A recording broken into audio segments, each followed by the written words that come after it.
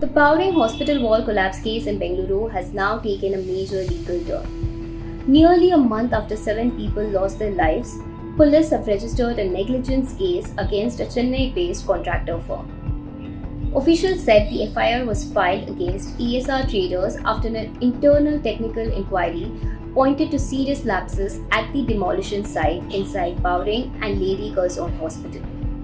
Investigators reportedly found that large amounts of construction debris had not been cleared properly. The waste was allegedly dumped carelessly near the site instead of being scientifically removed. Authorities suspect the piled up debris weakened the area before the compound wall collapsed during heavy rain on April 29. The incident had killed 7 people, including a child, on the spot.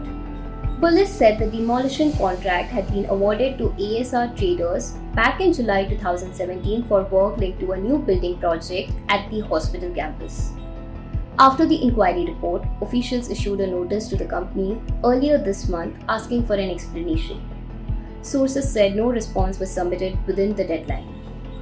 Following instructions from the Karnataka Chief Secretary, a formal complaint was later filed at Commercial Street Police Station. A case has now been registered under charges related to causing death by negligence.